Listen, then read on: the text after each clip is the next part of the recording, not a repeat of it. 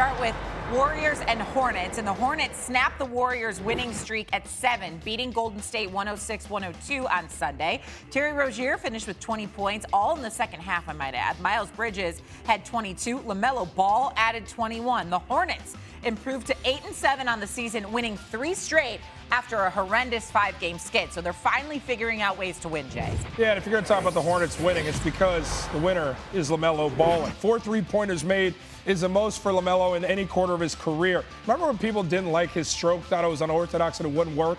Ask Reggie Miller how that worked for his career. 15 points in that quarter ties a career high for any quarter for LaMelo.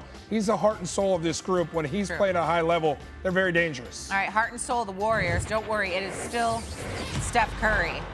Don't you know by now Steph can hit it from anywhere? Time winding down third quarter, and Steph, Steph does what he does, takes it half court, buries the 3. That would put them up by 1 going into the fourth quarter. People, let's learn our lesson about Steph Curry, please. MVP caliber season, and all of a sudden they are the gold standard in the West. Steph doing what he does. Loser. Draymond out jump. Given the size discrepancy, it looks as if the Warriors will get the ball back and have a chance to win or second the game into overtime. But the 6'1" Terry Rozier out leaves 6'6" Green, and the Hornets control the tip. Jalen McDaniels comes down with the ball.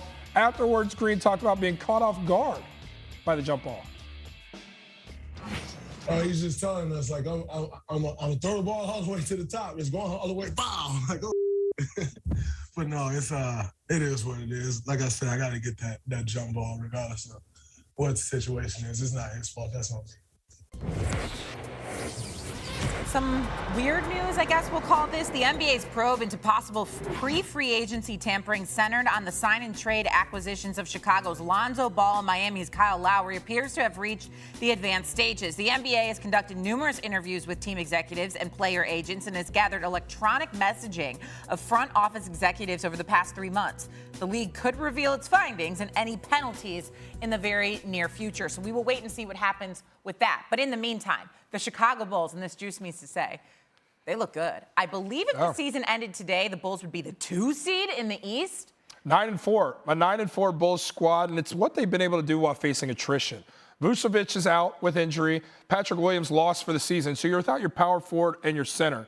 And yet, in that stretch of 8 games, they played some high-level competition, and they've gone 5-3. So this is a group that figures out ways to win. Alex Caruso started the power forward position for them, and they got it done defensively, limiting this Clippers group. They buy it on every position and possession. The energy is unlimited. It reminds me of a Knicks squad a year ago with Coach Tibbs in that group, how it was just such a connected group. Everybody understood their roles, and they really guarded. They just outworked people early on in the season. My concern with the Bulls, much like it was with the Knicks last year, does it happen to a point? Will they then get exposed once everybody is really going at it?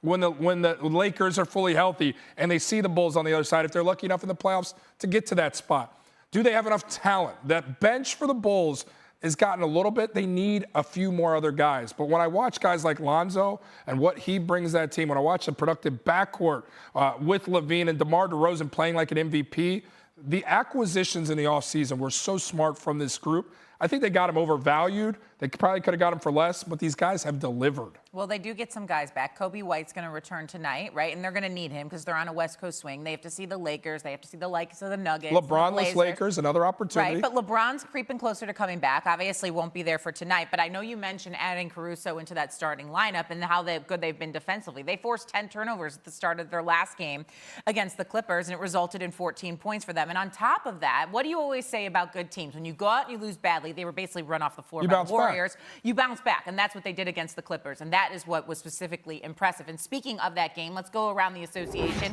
and show you exactly how it all went down between the Bulls and the Clippers. They were in L.A. DeMar DeRozan and Zach LaVine combined for 64 points, but DeRozan's performance came with a heavy heart. He grew up near Compton, and this was his first time playing back in L.A. since his father, Frank, passed.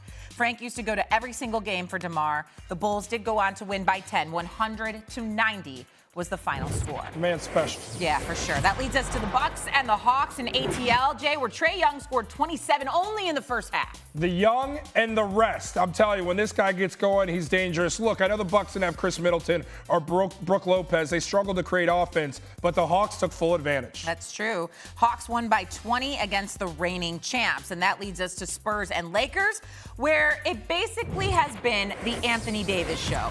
Jay, he had 34 points and 15 boards. It's what he does. Davis gets it done. This group, look, they got out of the gates with so many injuries. They just need to get healthy. THT returned in this one, gave him a boost, allowed Anthony Davis to be the star. I don't worry about the Lakers right now because we're not seeing the proper iteration of who they are. When everyone returns, cough, cough, LeBron, watch out west. Hey, they still beat the Spurs, 114-106. Nets and Thunder in OKC, where Kevin Durant, Jay. Make yourself at home. That's right. My man's battling a banged up right shoulder, so obviously that's your shooting shoulder, and he's been fighting that soreness, but he's still been playing like an MVP. Numbers that suggest he's an MVP.